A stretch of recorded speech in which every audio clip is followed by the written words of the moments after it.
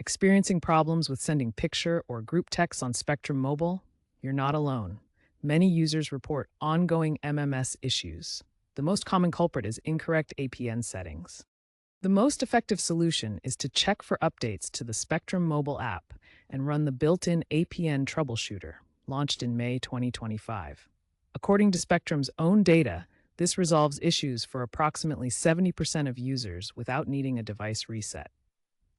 If that doesn't work, ensure your phone's firmware is up to date, as Spectrum Mobile rolled out updates in early 2025 to automatically correct APN configurations.